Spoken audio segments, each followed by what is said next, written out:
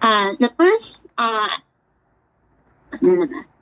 the first term is lymphadenopathy. Lymph is fluid, aden is gland, and pathy is disease. It means disease or enlargement of the lymph nodes. The second, lymphadenitis. Lymph is fluid, aden is gland, itis is inflammation. It means inflammation of lymph nodes. The third one is lymphoma. Lymph is fluid, oma is tumor. Tumor or cancer of the lymphatic tissue. The fourth one, lymphedema. Lymph means fluid, edema, swelling. It means swelling due to the lymph buildup. The next one is lymphangitis. Lymph is fluid and angine is vessel. Itis is inflammation, meaning inflammation of the lymph vessel. Lymphocytosis. Lymph is for fluid, cyto is for cell, osis, condition or increase. Meaning, increase sa lymphocytes. The next one is the splenomegaly. Spleno, meaning spleen, megaly, enlargement. Enlargement of the spleen. Tonsillitis. Tonsil, means tonsil. Itis, inflammation, meaning inflammation of the tonsils.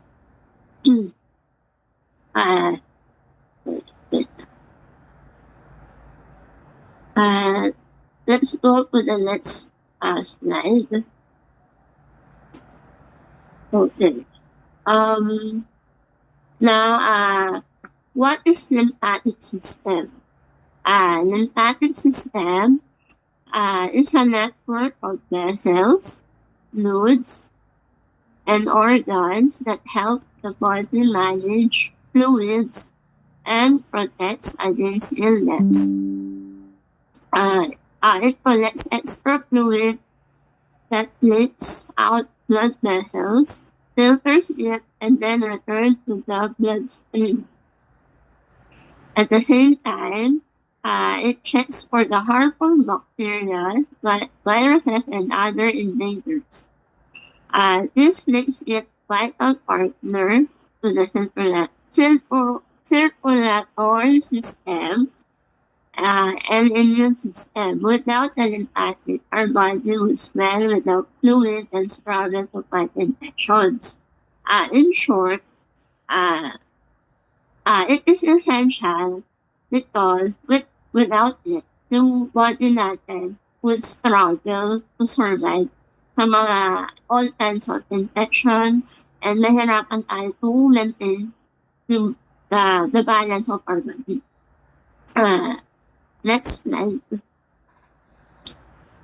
What are the functions of lymphatic system?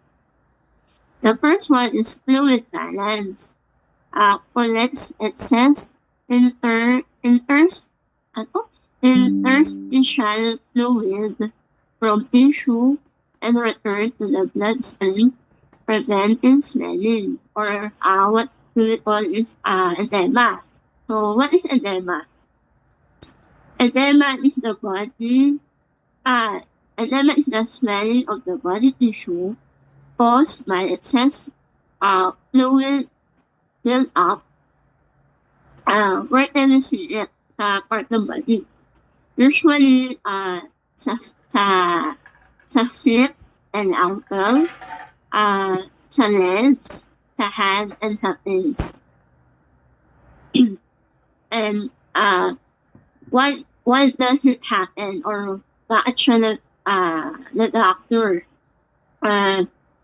Because minsan the drainage fluid hindi siya nadidrain properly, and poor blood circulation. The body retains too much salt or water. Certain conditions like heart failure or kidney disease are present. The second one, the immune system produce and transport lymphocytes, white blood cells that fight infection. Okay, Ma'am Cheryl, question. Yes. For this question, no, for the immune defense, sabi mo dito, the lymphatic system produces and transport lymphocytes, parenthesis, white blood cells that fights infection. What specific white blood cell ang pinoproduce ng lymphatic system?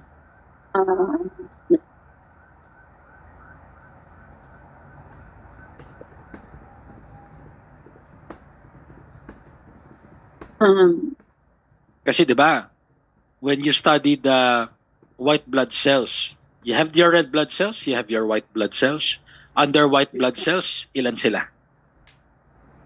'Di ba pagka nagpupunta kayo sa laboratory, nandyan si neutrophil, nandyan si lymphocytes, nandyan si monocytes, nandyan si eosinophil, nandyan si basophils. Pero wala naman kami nakikita na isa doon nagsisecrete daw from the lymphatics. Everything else is secreted from the bone marrow. So ano yung lymphocytes sa white blood cells na sinisecrete dyan sa lymphatic?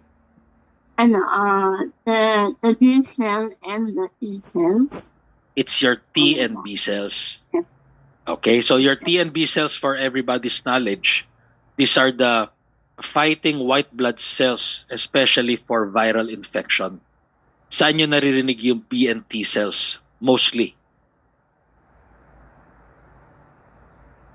Kailan siya nagiging very important? Kasi, well, if you have someone who sneezes or cough, magbibilang ba kami ng T and B cells? Di ba? Hindi masyado. Usually, ang nire-request lang namin is CBC with platelet. That's it. And we just read, how many percent neutrophil, lymphocytes, monocytes, eosinophil. Allergic ba to in nature? It's eosinophil. Is it bacterial in nature? Neutrophil. Pero, kailan nagiging very important yung T and B cells? I think, Doc, kapag may infections or bacteria. What specific infection?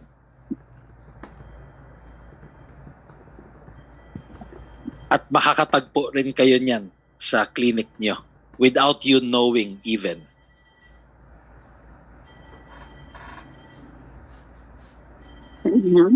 Sirit na? Ha? Ano daw? Immune system. Okay, good. Immune system. What specific disease? Hindi ba cancer, Doc?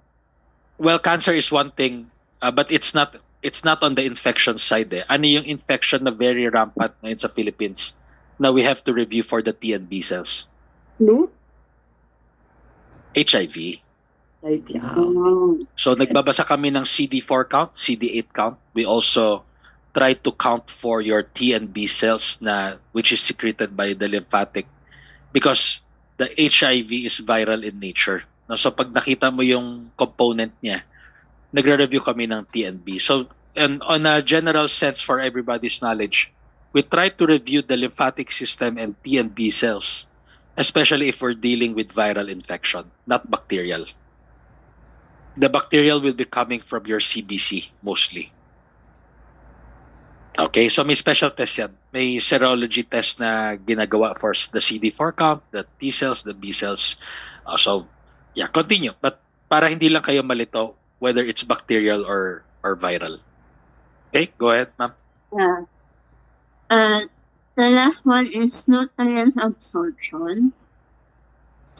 Absorbs fats and fat-soluble vitamins from the digestive tract via specialized lymphatic vessel called lacteals.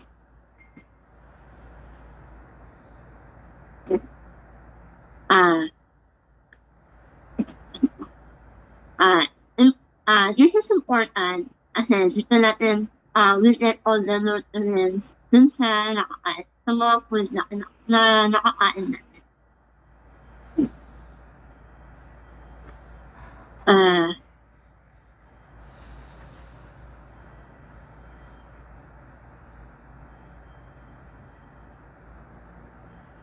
So before we continue the discussion, we prepare a short video about simple explanation of lymphatic system so that we can easily absorb.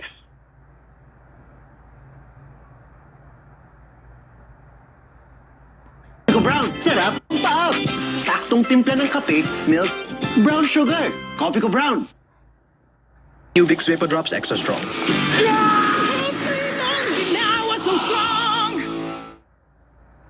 The human immune system is the most complex biological system we know after the human brain.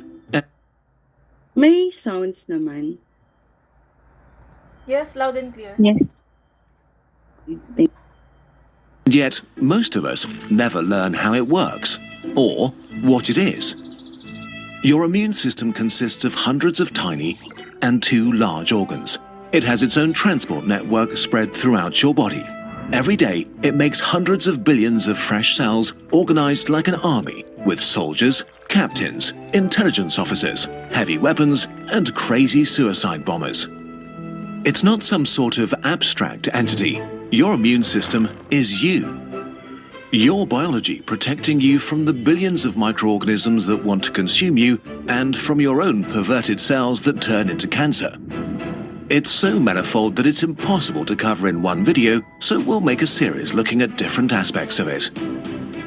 Today, what happens when your body is invaded and your first lines of defenses are engaged in a fight for life and death?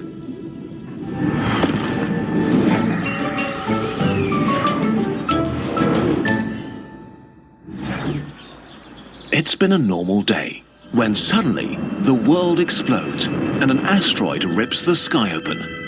Countless alien life forms invade, ready to destroy cities and infrastructure and eat civilians. Or this is what your cells experience.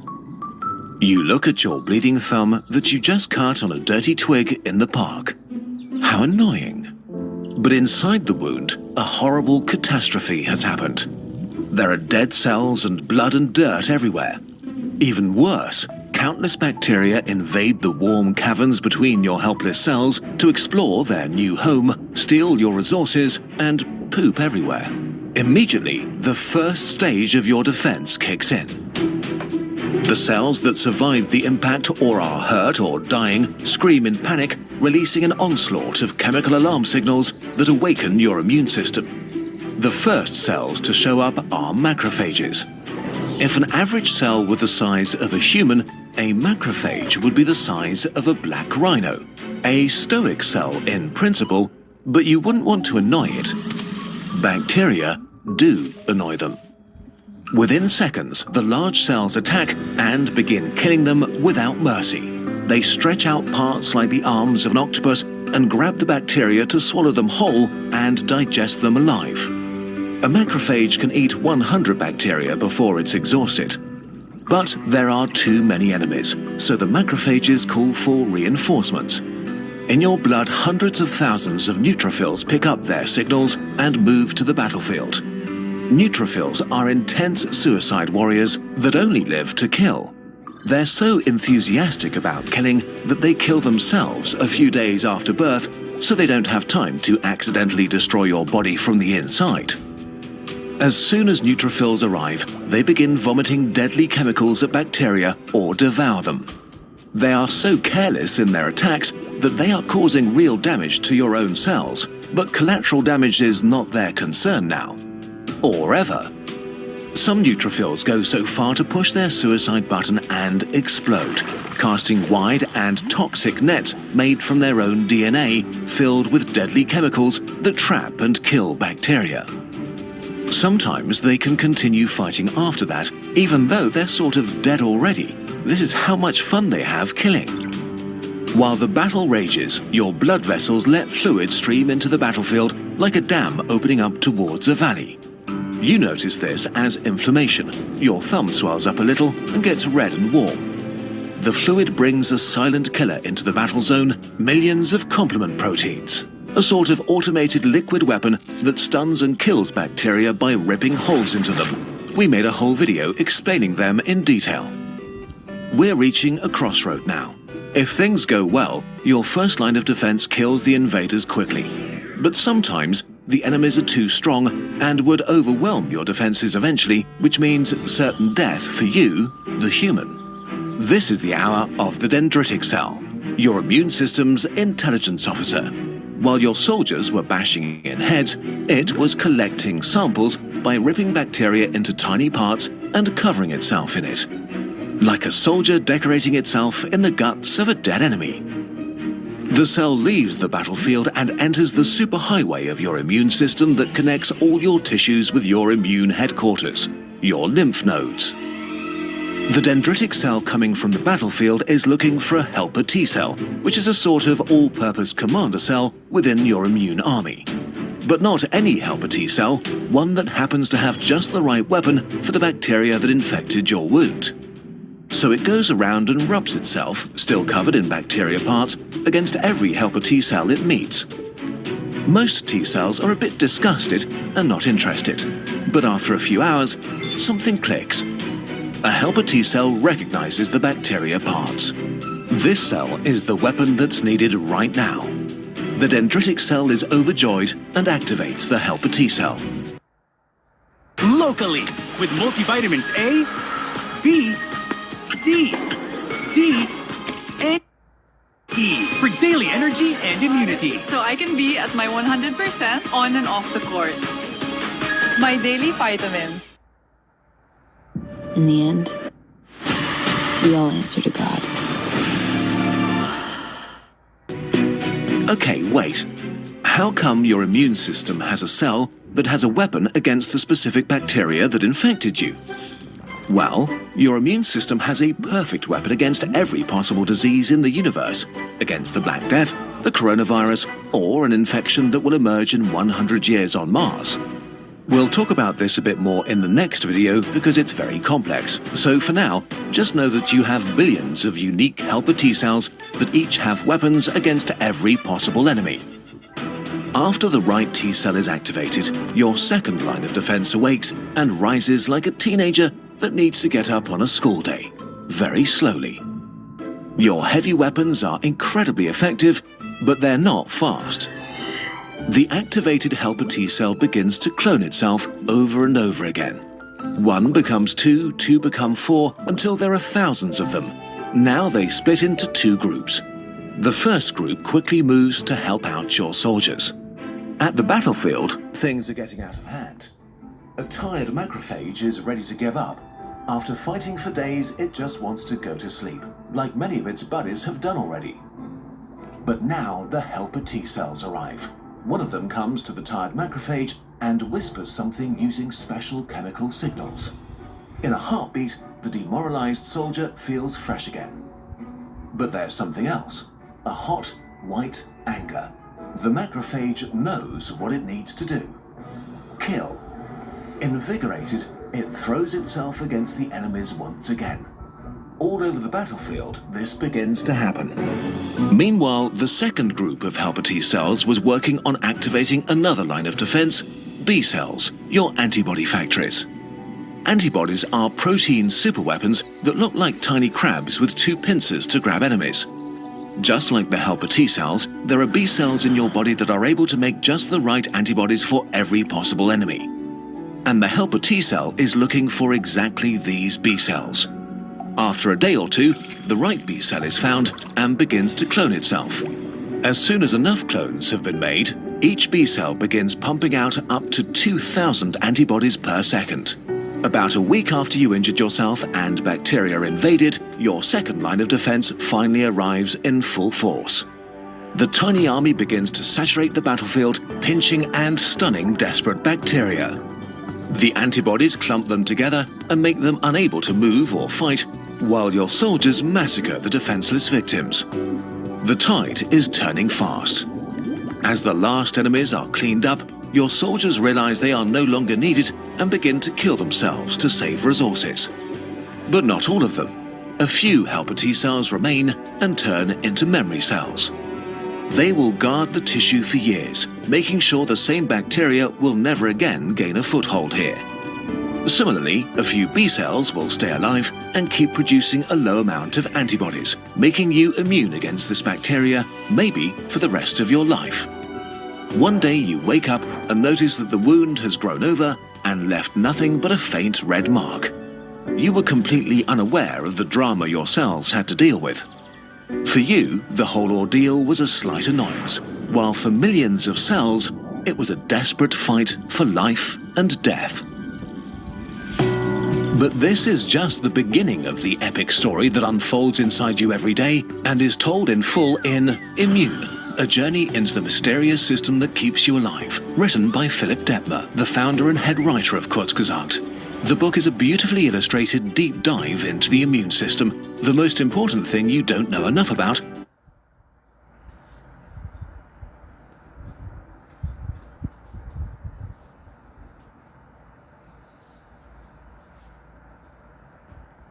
So we will elaborate it later on. So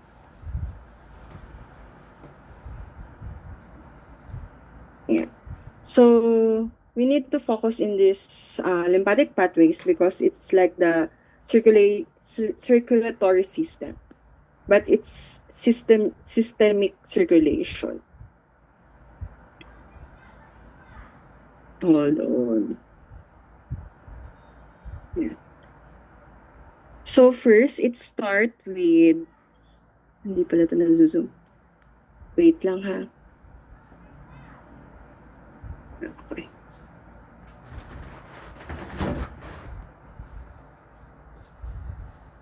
First, it starts in the lymphatic capillaries. So these are the tiny vessels that collect excess fluid from the tissue.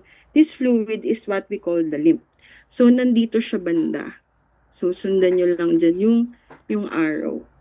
So then, the lymph moves. Dito na siya mag-move.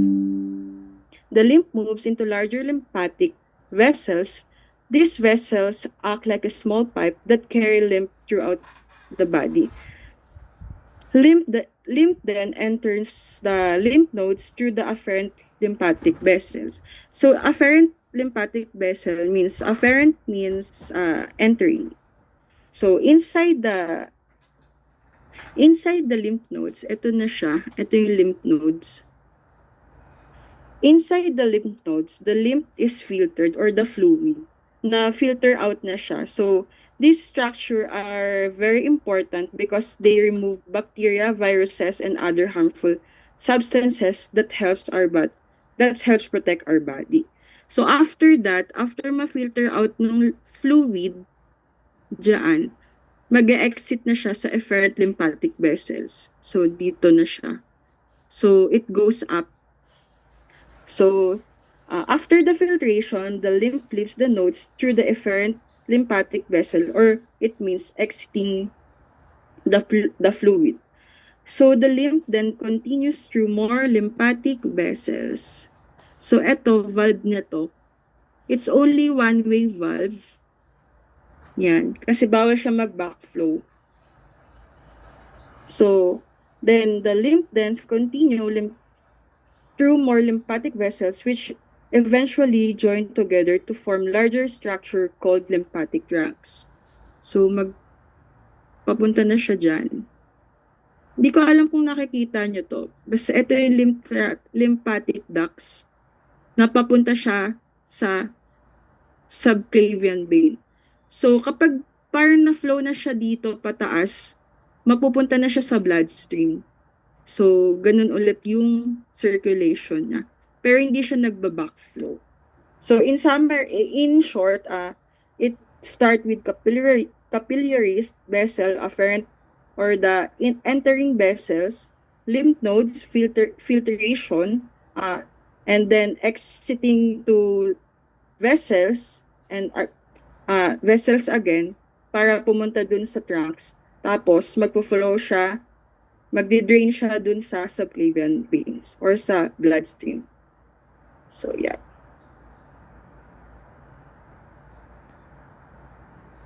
Next.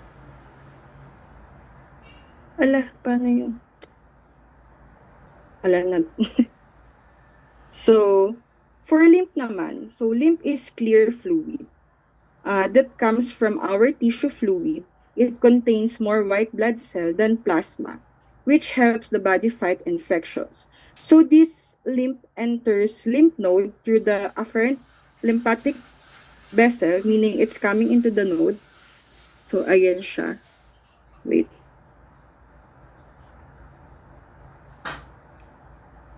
So ayan siya. Ito yung flow.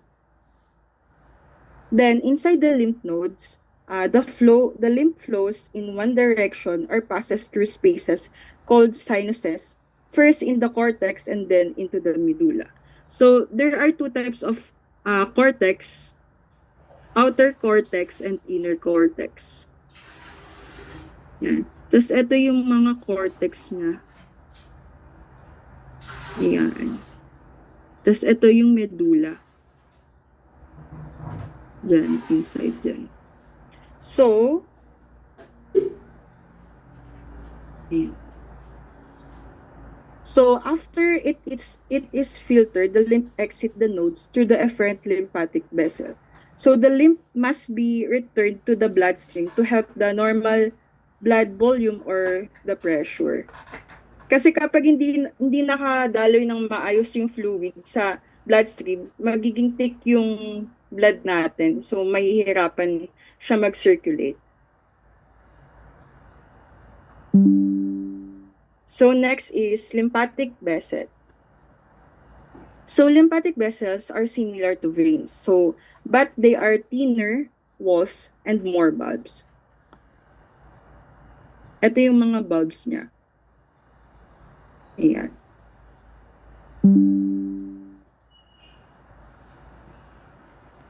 So, their endothelial cells overlap, which allows them to act like a one-way valves. This means fluid can enter but cannot backflow. Basically, the lymphatic system is about drainage and it is not the loop-like circulatory system. It uses overlapping flaps to let fluid in and internal gates to keep it from sliding back down.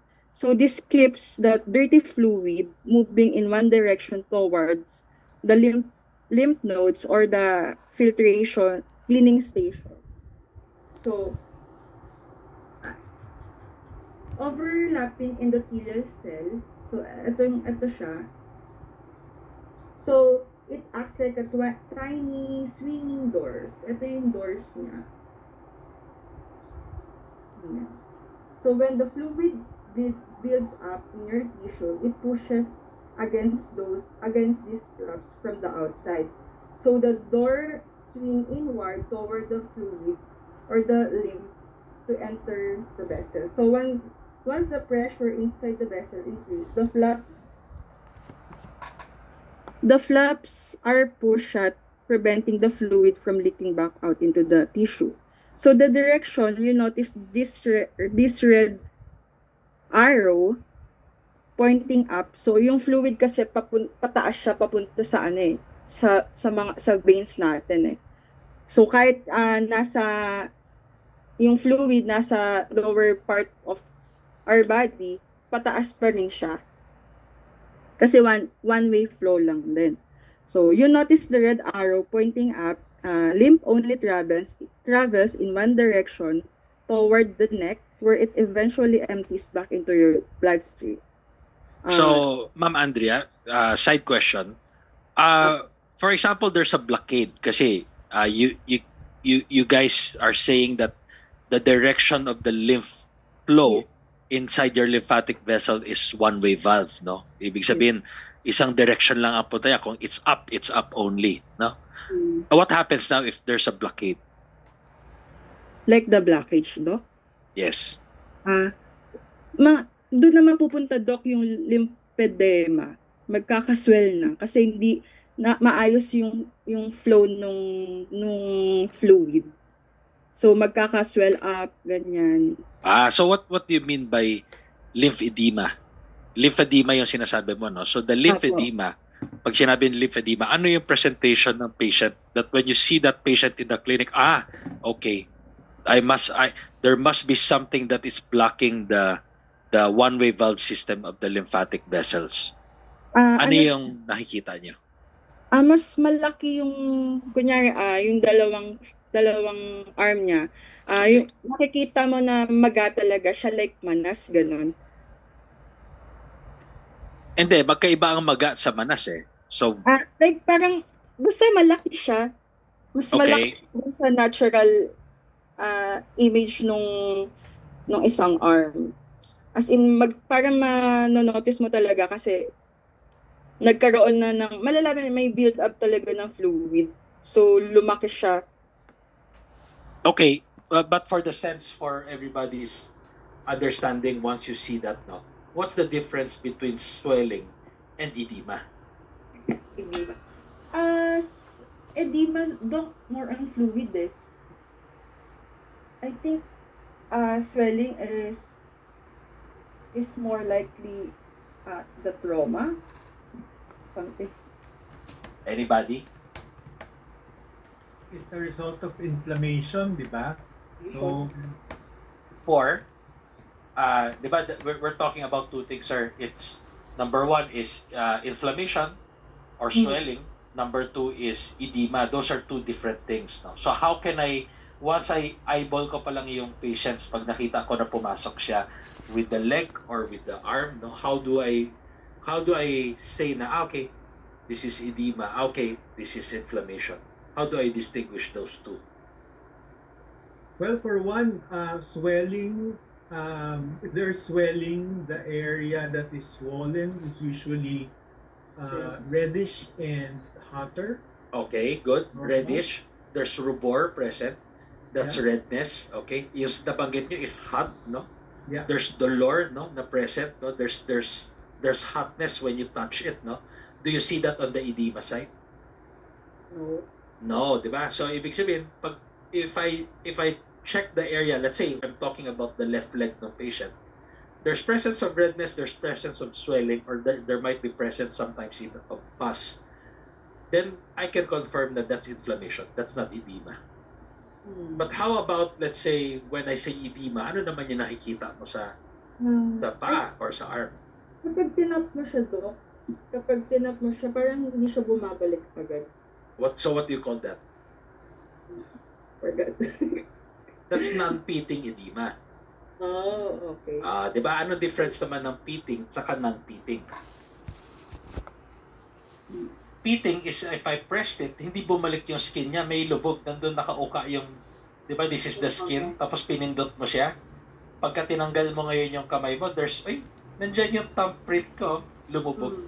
So, that's pitting, no? But if I press it, bumalik naman siya, nag-bounce back to the shape, but it takes some time, then I would say that's non-pitting. But we categorize it per time. So sometimes we try to press on that area. Pag nakita namin na lumubog siya, tapos ang tagal bumalik, then that's pitting edema. If nag-bounce back siya, pero it takes some time, that we have to categorize it what kind of pitting or non-pitting edema it is. But I'm pretty sure now that this might be some sort of cause from blockage ngayon from the lymphatics. Right? But ngayon, pag pumunta naman tayo dun sa inflammation, the inflammation, pag pinindot mo yan, sasampalin ka ng pasyente. Ang sakit, ba't mo pinindot, no? Kasi ma'am sir, nag-check ako ng edema.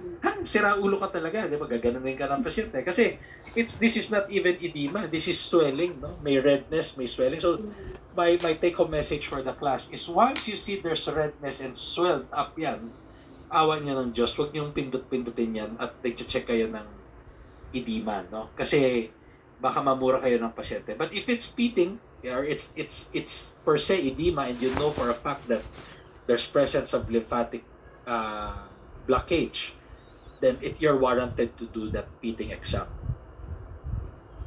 Okay? So what else?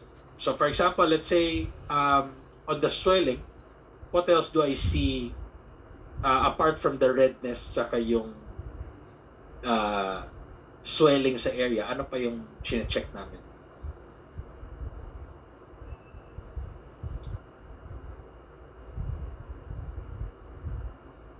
The third would be probably there's limitation of movement. Kasi sa maga, hindi na niya magalaw yung paa niya, hindi niya ma-move yung arm niya. No? So that's a presence of swelling. But for patients who has edema, they can still move freely. Wala siya nala nararamdaman na pain. But yun lang nga, Dok, talagang sobrang manas. Hindi ko nga maramdaman yung tapak ko sa dami ng tubig dito sa paa ko. So that's edema. Okay, so once you see that on the patient that goes into your clinic, and then you have the left and the right leg both has edema, you might be thinking of something circulatory or systematic na. Meaning baka multiple ports ngayon ng lymphatic vessels nila barado. You have to do a CT scan, you have to do an MRI just to be able to check ano yung cause ng edema. The cause might be coming from circulatory, from your lungs and your heart, or baka naman yung kidney niya hindi na filter ng enough fluids, no? So the fluids keeps on retaining ngayon dun sa lymphatic vessels niya. Well, lymphatic vessels eventually magbablockade yan, and then there's presence of edema already, no? So maraming causes. So once you see there's edema, just for your level, you have to know what's the difference between swelling and edema. Okay? Any questions from swelling and edema? Kasi that's part of the questions already. Okay. Another thing is you guys mentioned on the video about the T cells, B cells. For your classmate, make sure you know what's the difference ng T cells, B cells, and those neutrophils. Kasi sinama na nila sa video, no? So I'm forced to also include it in your exam. So, check niyo yung video na yun, no? If you don't understand anything about it, you have to confirm sa akin mamaya or on the reporters. Okay? Let's move on. Okay. So, gusto ko lang to explain yung bulb close and the bulb open. So, just like the veins, the vessels have internal bulbs.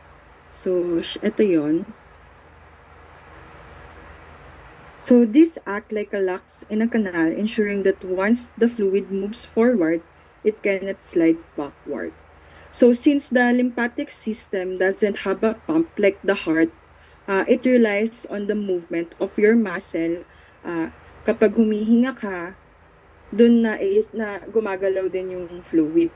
So, kaya din merong tinatawag na lymphatic exercise kasi parang it will help to move the fluid in your body.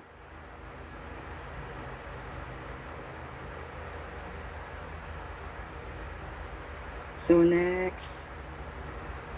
So, the next slide is the thoracic duct. So, there are two types of duct, the right lymphatic duct and the left lymphatic duct, or the thoracic duct.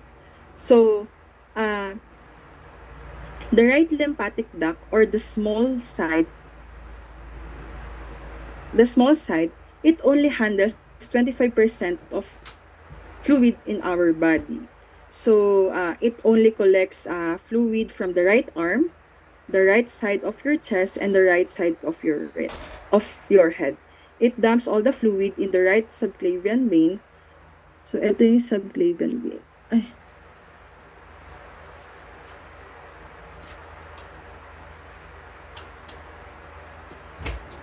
So, andito yung subclavian vein. Ayan siya. Tapos, ito yung right subclavian trunk. Yan. So, in left lymphatic duct, ito yung tinatawag nilang heavy lifter because it handles 75% of body fluid in our body. It collects fluid from our entire left side plus both of our legs and the whole abdomen. Because it's carrying so much fluid from the lower body, it actually starts way down in the abdomen at a little collection pool called cisterna chylae or storage sac for lymph. So, eto siya. Ito daw yung meeting point ng lower part ng fluid natin. So, it then travels all the way up to your chest to empty left subclavian vein. So, dito siya mag-empty. Here.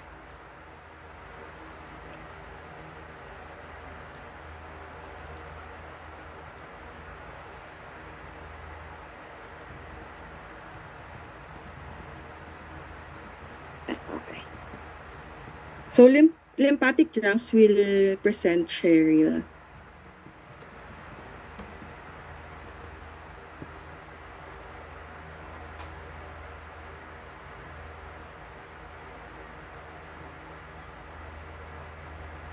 Mute ka, Cheryl. Sorry. Okay. Yung lymphatic naman, ano siya, it is a large lymphatic vessel formed by union of small vessels. It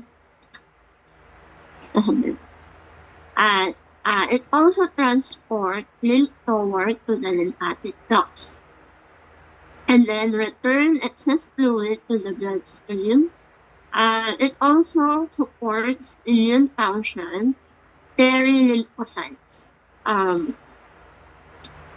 In intestinal transport fats, and then these are there are many lymph routes in the body. The first one is jugular, siya drain from the head and the neck. The second one is subclavian.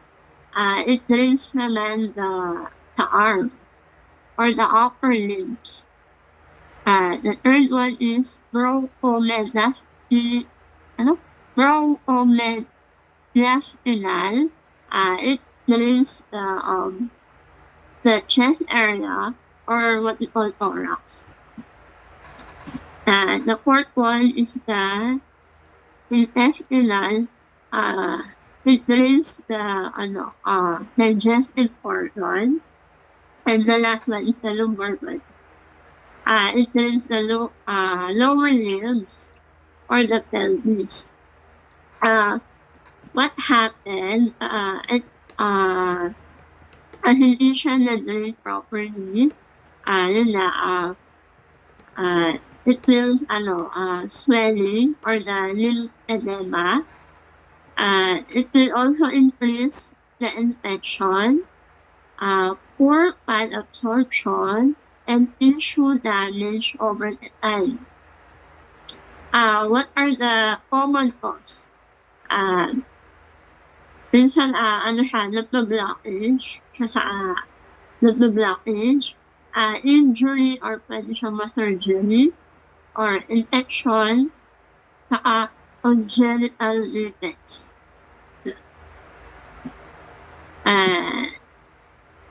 Let's go to the last part. What is lymphatic capillaries? It is a microscopic close-ended. It is located next to the blood capillaries in the tissue space and large diameter than blood capillaries. It is also very permeable and collects tissue fluid and proteins. And then lymph capillaries merge from the large vessel, lymph vessels. Where does it usually found in the body? We can find it in the most body tissue, such as the skin, the lungs, intestine, kidney, heart tissue, and skeletal muscle.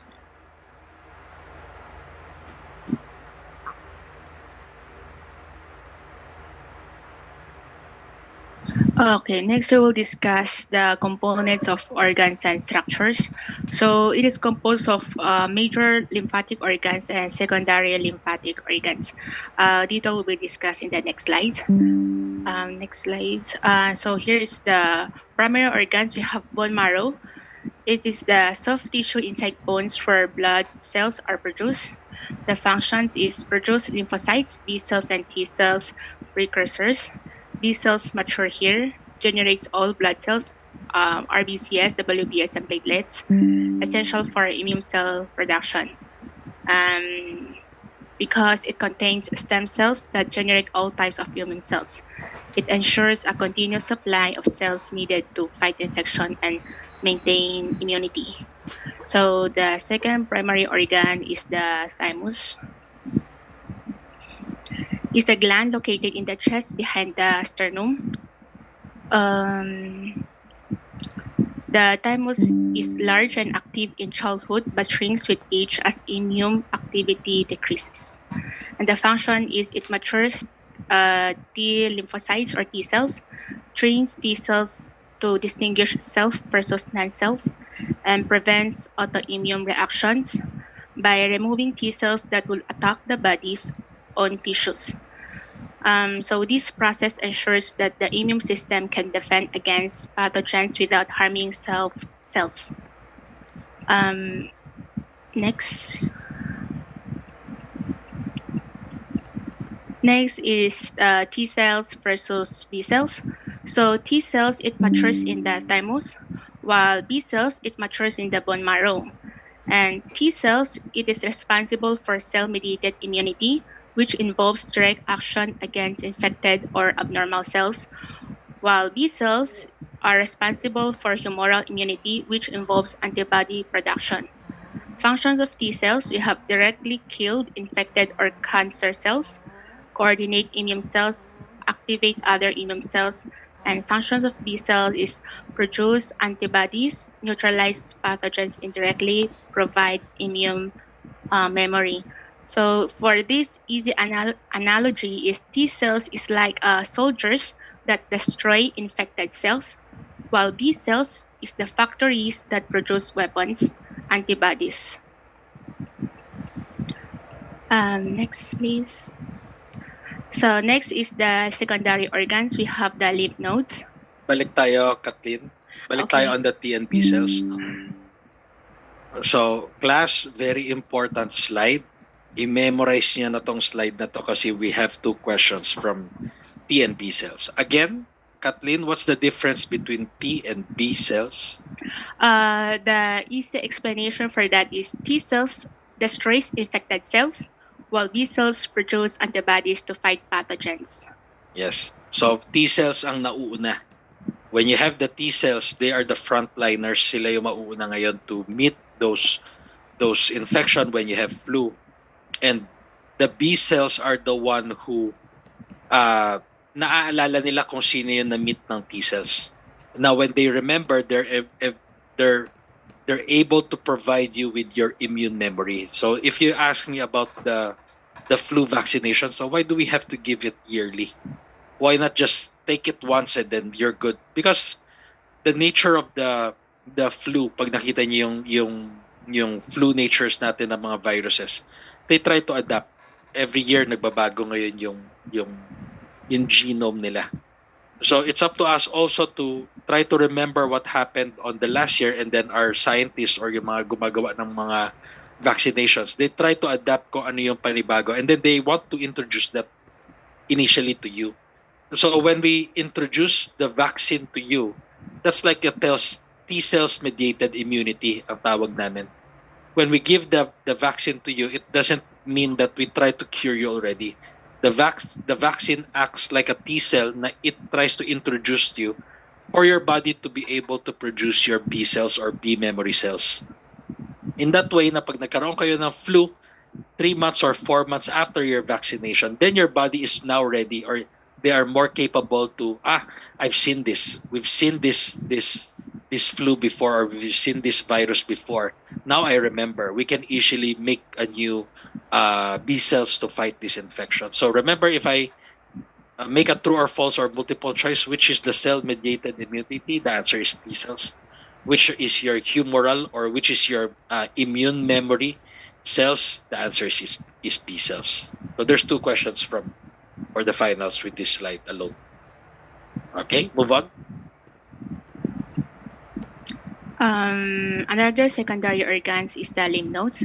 So it has small bean-shaped structures located along lymphatic vessels. So the function of it is filter lymph fluid, trap bacteria, viruses, foreign particles, and cancer cells. And it activates immune response, lymphocyte activation. So the T cells and B cells. And for this one, to check this, actually, normally the doctor check lymph nodes during physical exam, located in neck, armpit, and groin. Next slide. Why? Hmm? Why do we check for that area? Why do we palpate?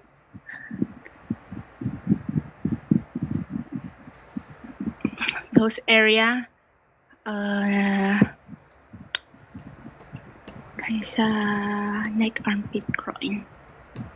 Diba? For example, sabi mo, we try to palpate for the neck area, the groin area, axillary area, kung meron man. Why do we have to palpate? Doc, can I try? Yes. This is for the class, actually. Okay, because normally when there is an infection, that area, you can actually feel the lymph node you feel that it's larger than it normally should be. So Okay. I've experienced it kasi with my children na kapag may nararamdaman sila, ipapalpate namin sila. Totoong may sakit pala talaga kasi maga yung lymph node mismo. Nararamdaman mo talaga siya larger. Yes. Okay. So the reason also, ma'am, but why we do it, for example, we want to know where the concentration of the infection is. Alam mo naman, the patient has a sore throat pero I'm palpating all the way to the ankle, no, on the lymph node of the ankle. So it doesn't make sense. Usually, pag ang complaint ng patient is, Doc, I'm having sore throat, I'm having, I keep on sneezing and everything, then we know na, okay, we have to check for the neck lymph nodes. We have to check for the post auricular, no, sa likod ng tenga, meron tayong lymph nodes dyan. Sa frontal area, meron tayong lymph nodes. So we check for those area. Like, have you heard of sialodenitis? Diba, Ma'am Cheryl was talking about adenitis saka tonsillitis. So why do you think na mamaga yung dalawang tonsils natin during that? Diba kasi because probably we have sore throat or we have throat infection. That's the reason why the tonsils grows in large. But how about sialodenitis? Ano yung namamaga doon sa atin sa sialodenitis?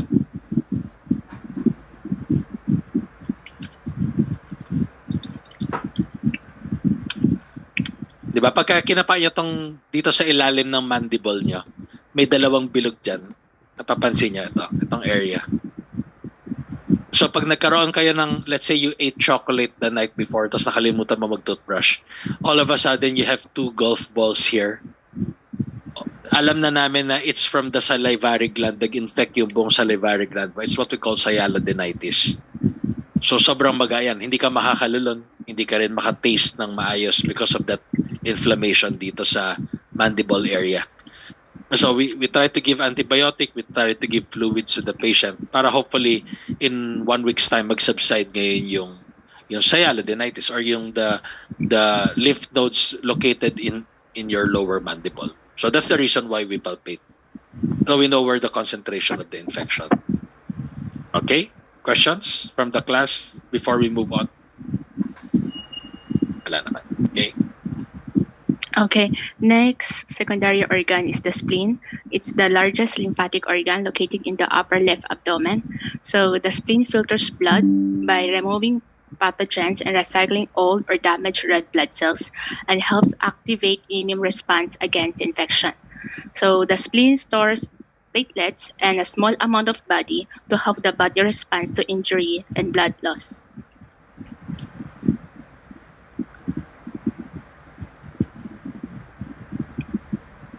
Okay, next is the tonsils. So it's the masses of lymphoid tissue located in the throat, pharynx.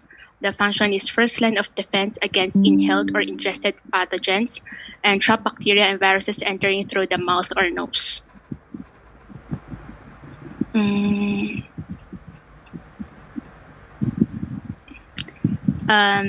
last one is the mucosa-associated lymphoid tissue.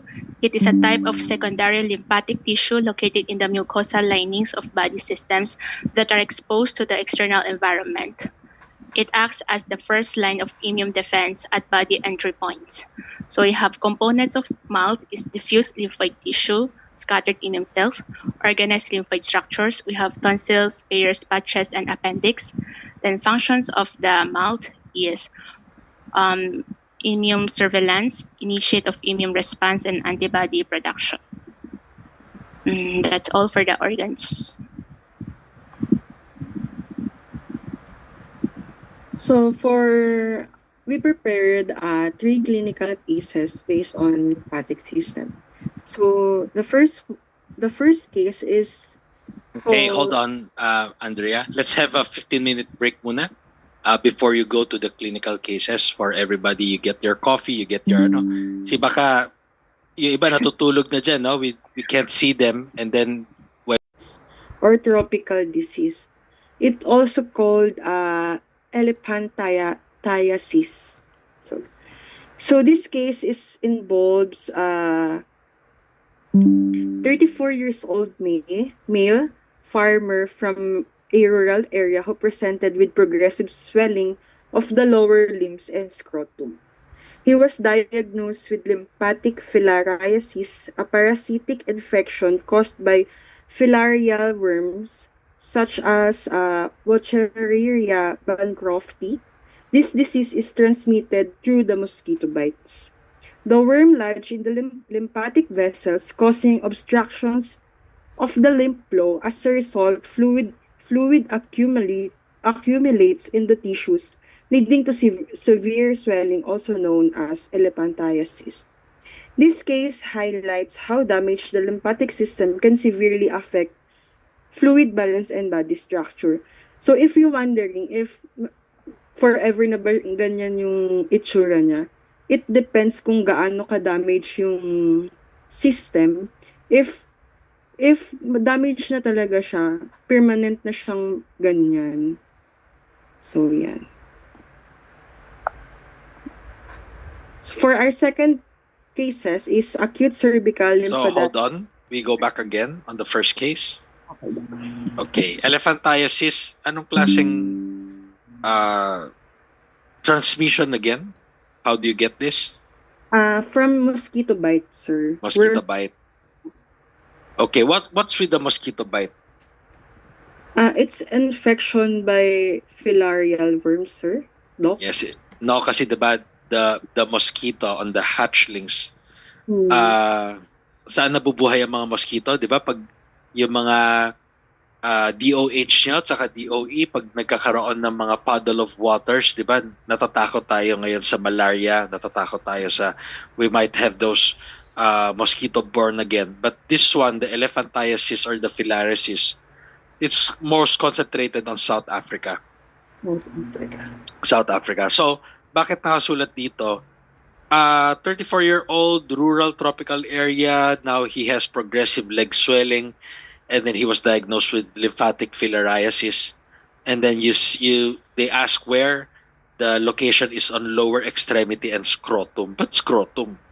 Hindi ka nagtaka? Scrotum. Why scrotal area? Kinagat siya ng labok sa scrotal area, ganun. So why is it highlighted there in your clinical case? It started on the lower extremity and then, oh my God, it's in the scrotum. No, hindi kayo nagtaka, especially on the reporters na, bakit nasa scrotum? Siguro pagka pilosopo ka, no, papaisip ka. Siguro kinagat siya sa scrotal area, no? Or hindi sila nagbi-brief doon sa South Africa ba? And then kinagat sa why scrotal area? That's my question. Kumalat na, sir, ganun. So, How?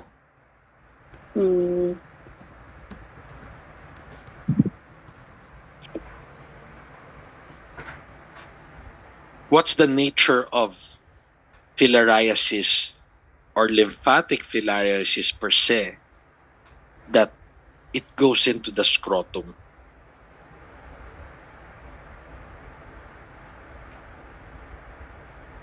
Anybody from the class, no? Baka para it's a learning curve for us, no? Once you see this, you'll know. Doc, can I try? Kasi Yes. reproductive system kami, baka naman makatulong ng kahit konti. Yes, go. Kasi ang alam ko, Doc, yung scrotal area, napaka-rich in lymphatic drainage. Tapos Yes. dahil marami siyang space doon, di ba? Kasi pag bumabagsak ang scrotum, ang dami talaga yung space. Doon nagda-drain talaga yung fluid. Yes. Yan ang tamang answer, Ma'am Ria. If you look at the nature of the filariasis, no, it's so long. Para siyang tapeworm, yun, pwede mo siyang, you know how the tape measures are, di ba? You can twist it on a circular area, tapos magkokolek ka sa isang area, pwede mo siya i-stretch out. So if you look at the entire filariasis, no, they can elongate as much as, I don't know, 3 meters, 4 meters, no? So pag naubos yung if the drainage of the lymphatics on your lower limb is already done, the next best thing that they can try to circle around is on the scrotal area of the patients. So doon siya iikot, lalalim hanggang sa makikita mo yung scrotal area ng patients is so big. Akala mo na there's swelling inside, but pag kinapa mo yung scrotal area, there's already filariasis growing inside that area. So how do we treat this patient with lymphatic filariasis from the reporters?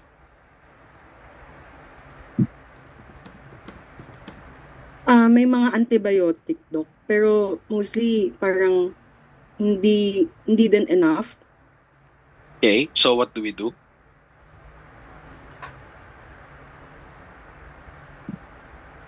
Actually, antibiotic is wrong because antibiotic is for bacterial infection. What's the category of filariasis?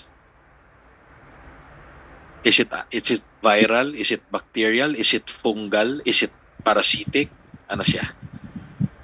Bacterial? Mali.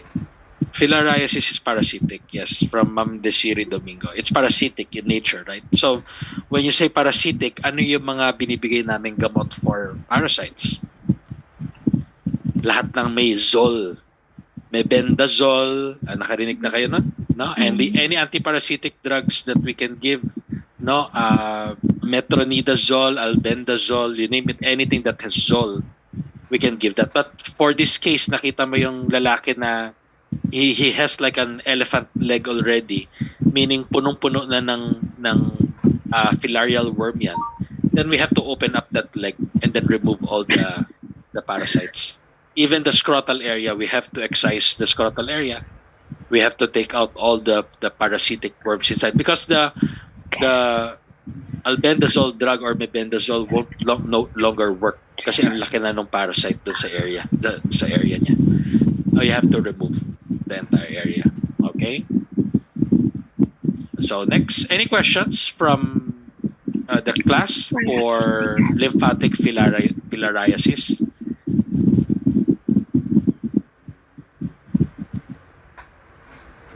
Wala. Okay, next. So for our clinical case number 2, it's acute cervical lymphadenitis. It's a bacterial infection.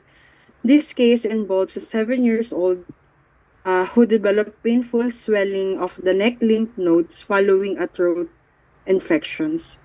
The diagnosis was acute cervical lymphadenitis, which is an infection of the lymph nodes usually caused by bacteria such as Staphylococcus aureus or Streptococcus pyogenes. The infection spread from the nearby tissue into the lymph nodes that cause inflammation, pain, and sometimes yung may nana na. So this case demonstrate the role of the lymph nodes as a defense mechanism that filtering infections but also becoming inflamed when overwhelmed. Okay, guys, question. I have to go back on the first case. What's the role? What's the role of acupuncture for filariasis? Let's say na in your good heart, no, you guys went to Africa no? Ito yung buong class ng 2025-2026. In your good heart, you wanted to help people with filariasis in South Africa, and then all of you went together with your needles saka acupuncture. And then they start asking you, no, kung ano magagawa nun. So what does acupuncture help with filariasis?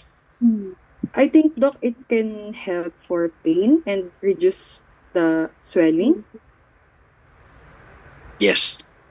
So basically, it's the same thing, no? We try to answer the patients the same thing. This will help with chronic swelling kasi they're already in chronic pain. Remember when the filaria is so big already, it's so twisted. Our role now is maybe we can help with the chronic swelling and pain. Maybe we can help with the drainage ngayon nung lymphatic area nyo. In that way, after the surgery, you can do the acupuncture on those patients to help improve the circulation on the area. But other than that, I haven't seen acupuncture as a complete reversal for parasitic. Okay, so next case, we're talking about lymphadenitis. Sabi mo, bacterial infection. What's the treatment and how acupuncture can help?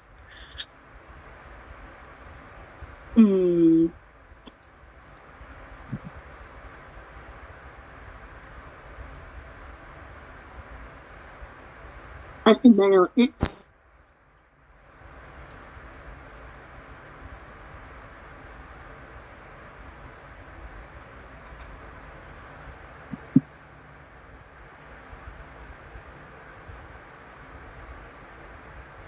I think, sir, parang same lang din. Okay. Reduce swelling, the pain, management. Okay. And you also support the immune function, diba? Kasi the acupuncture tends to increase your immune function.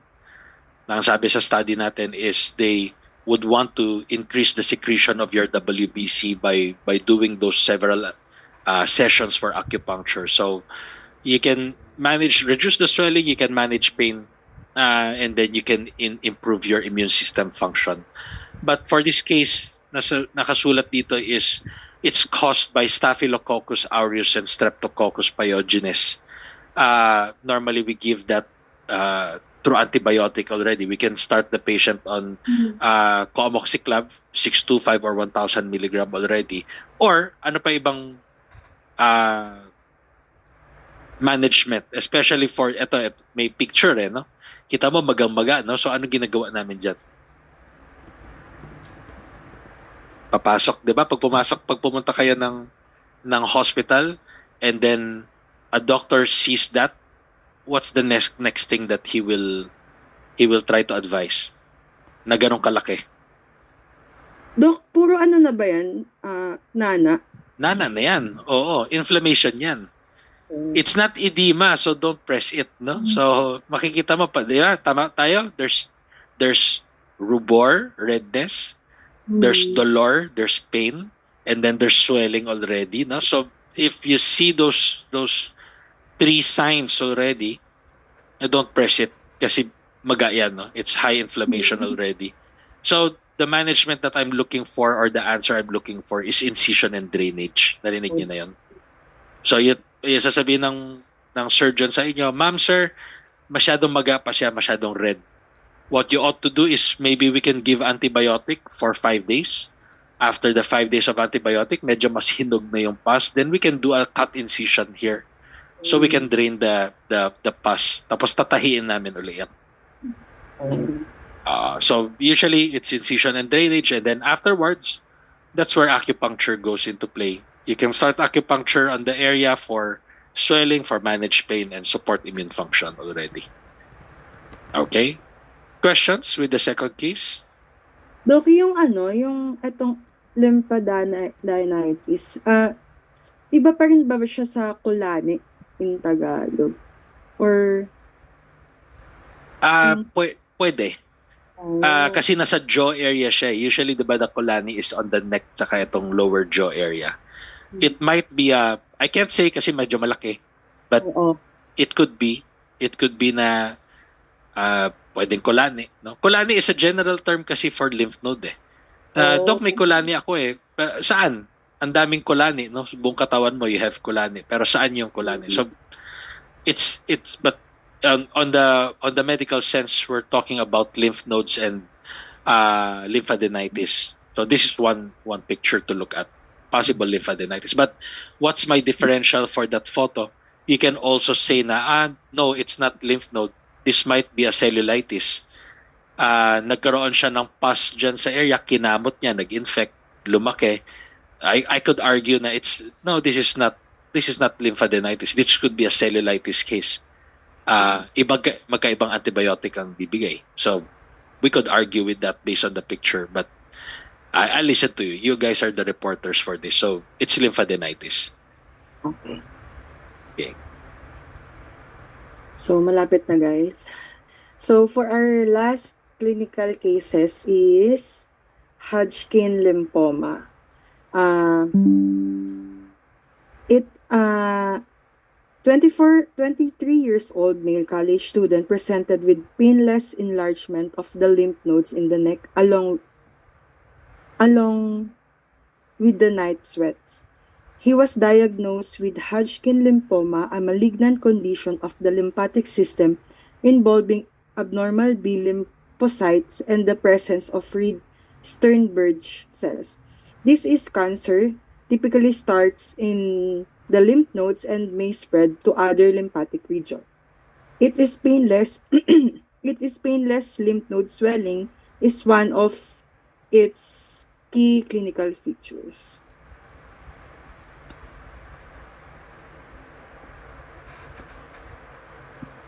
That's it. Okay, so tell me more about Hodgkin lymphoma for everybody's knowledge. What's Hodgkin lymphoma? Base dun sa case na sinabi mo. He's a 23-year-old male student, and then you told me there's a painless neck mass, there's night sweats, and then automatic, there's a diagnosis na, no, with Hodgkin lymphoma. Actually, all the three cases that you presented doesn't have signs and symptoms. All of them are with final diagnosis already. No, we did not arrive to the diagnosis. So, what's Hodgkin lymphoma on layman's term? It's a type of cancer of lymphatic system, Doc. Okay. And where do I get it? What's my cause and risk factors for it?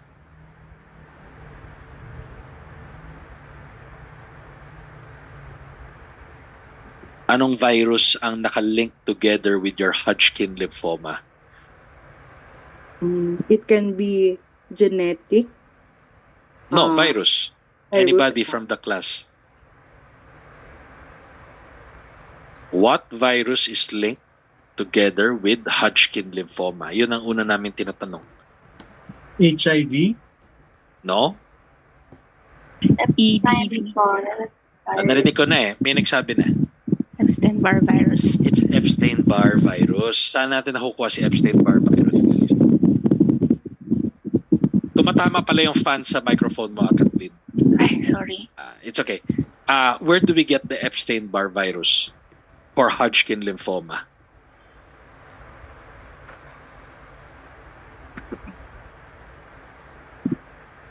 Diba? Ano bang, if you search ChatGPT right now with Epstein-Barr virus, what's the common name of Epstein-Barr virus?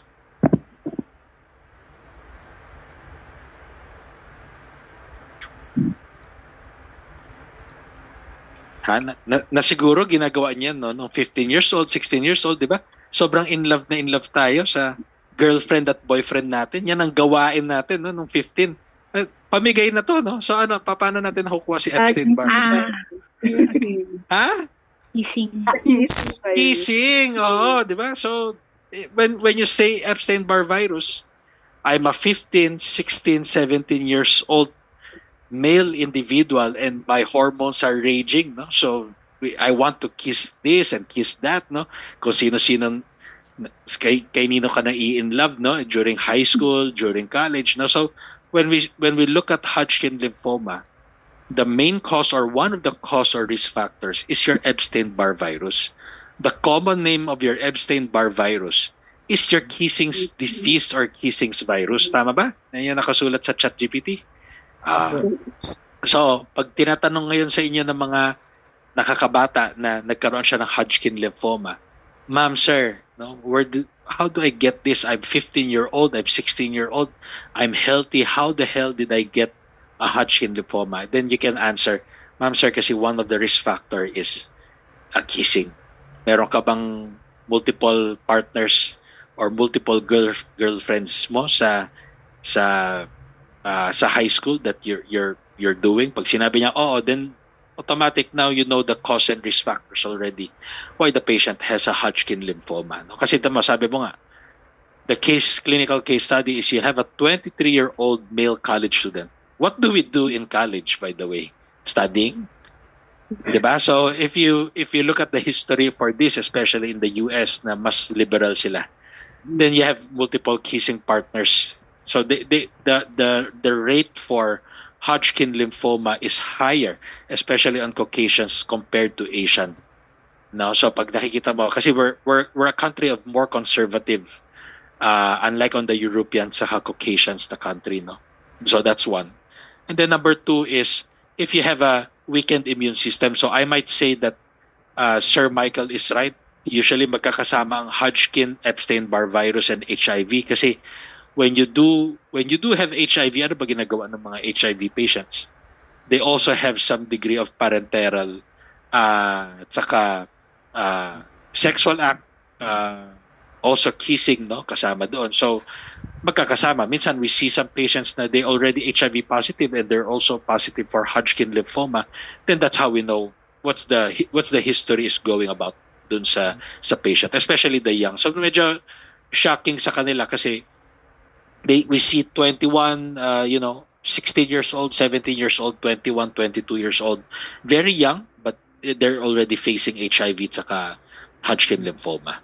Hodgkin lymphoma, not so much here in the Philippines, but HIV is rampant. I think we're 320% more already, more of the male and male sexual contact. No? So we still don't have an answer ngayon on how to control the HIV that is going rampant in the Philippines. But parang hindi naman yun yung focus ng government natin. Ang focus ng government natin is DPWH ngayon, no? Tsaka yung paano tayo maka-kickback and everything. So that's the sad truth. But up to now, we don't have an answer on how to hold HIV. Okay, so any questions for the first reporters and for these three important cases, as well as T cells and B cells for the lymphatic system? Doc, did the signs and symptoms come out right away for the Hodgkin lymphoma upon transmission? Or because it says it's painless, so is it gonna be dormant for a while before it comes out? Yes, but once it comes out, we won't think of Hodgkin lymphoma. Ang una ko iniisip, is it goiter? Is it thyroid in nature, or do you have any other infection that you're having sialadenitis, lymphadenitis, and then we try to give antibiotic to the patient, and then 1 week after they come back, Dok, hindi pa rin lumilit eh. Actually, it's worsening.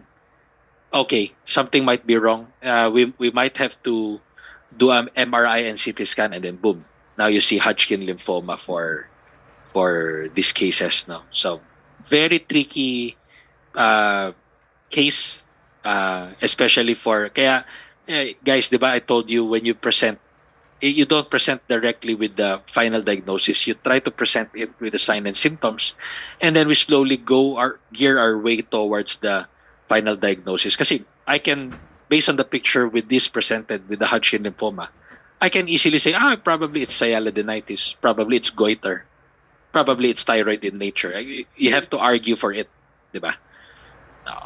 Okay? And Doc, since it's a cancer na bigla, being in the lymphatic system, does that mean it can spread very fast to other parts of the body? Yes, it can. The first one is your neck, and then it can go into your neck, armpit, groin, and then now you have, especially if you have cancer, diba, what's the first thing that we look for? It's weight loss.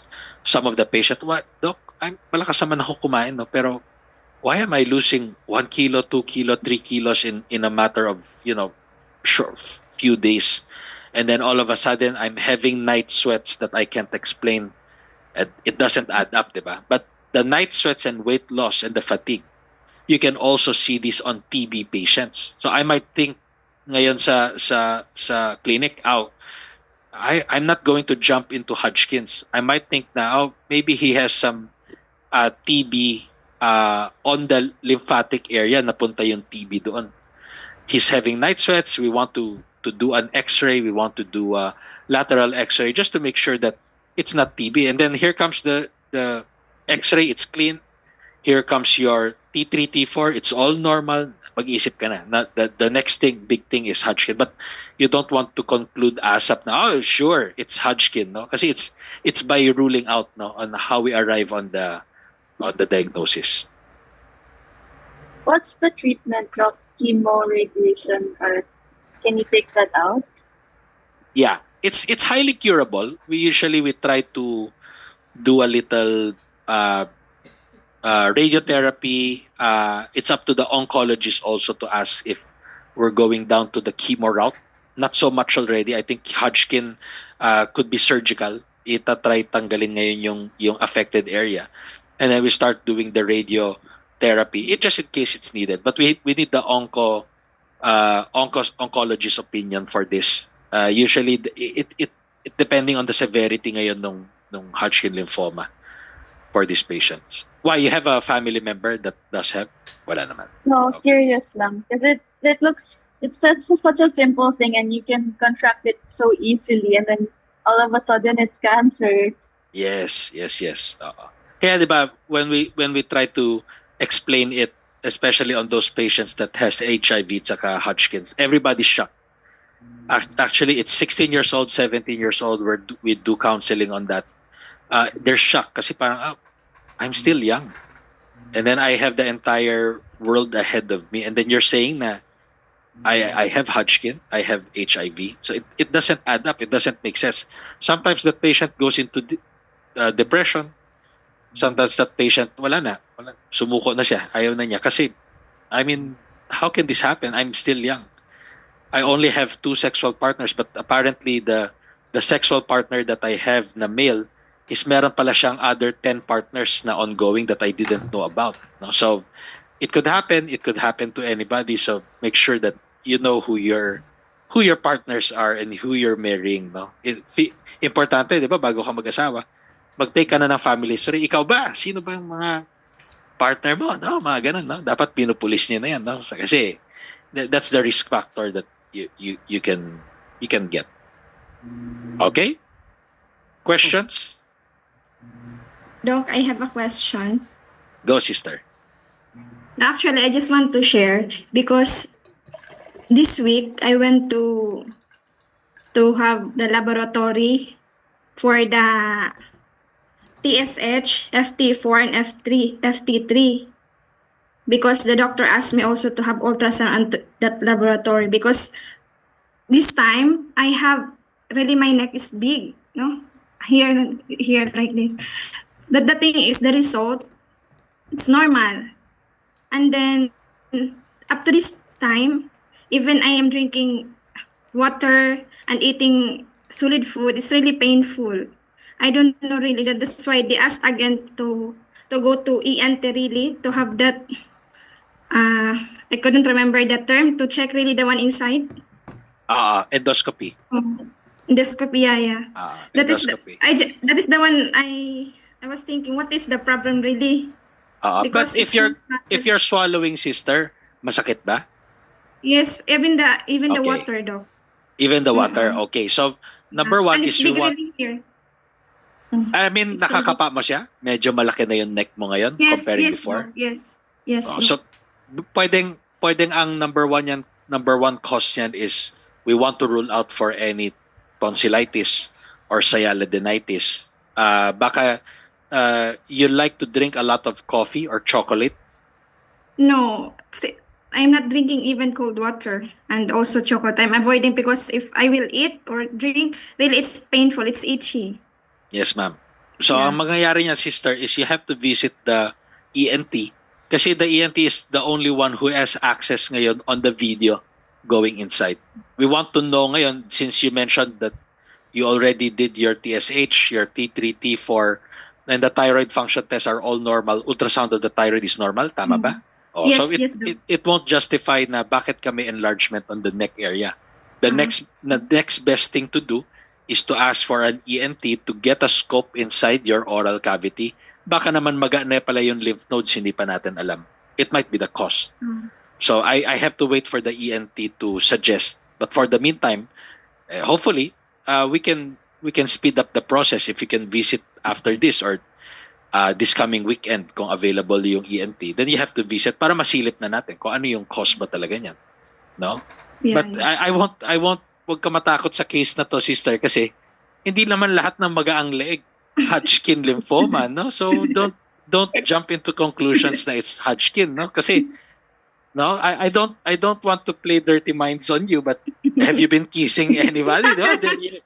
You made the swore oath na hindi nyo gagawin yun, no? But di ba, syempre it boils down to science namin on we have to ask those questions if I was your consultant, no? So yun ang mga questions namin, no? So but don't jump into conclusions with the Hodgkin lymphoma kasi this is a bit rare. We have to exclude a lot of things before we jump. Kaya nga, I was trying to tell you guys, when you do the clinical case, it has differentials sa sign and symptoms before you jump on the conclusion.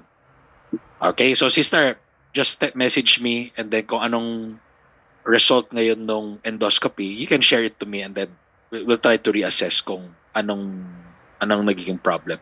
Yes, Doc. Thank you po. Okay?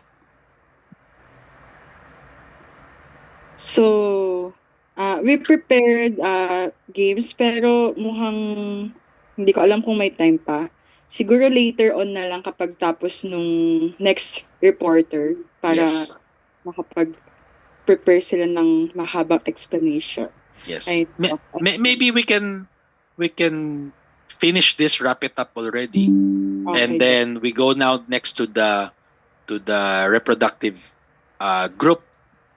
In that way, we can all of us can finish a bit early, kasi I have to finish your exams and then we're going for long flight already by tomorrow. So we'll try to wrap this up, and then we want to start on the second reporters na. Okay, Doc. So okay. So before the next reporter starts, I like to grade you guys. I have to give you the grade of 9/10. It's because I do expect that if I give 10, the reporters has a good understanding of the topic na dinidisclose natin. Secondly is on the side ngayon nung clinical cases. The clinical cases should not arrive on the final diagnosis. It has to start slowly and then progressively. Now you see, now you have to justify or you have to fight for it. Why is my final diagnosis with this? It's not just directly to the case. Okay, so we'll give 9/10 for this group. Okay, thank you, Doc. Okay. Thank you. Next, ma'am.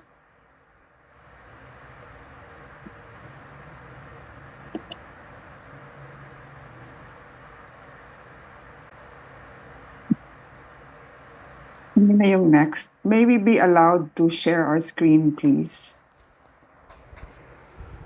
I will be sharing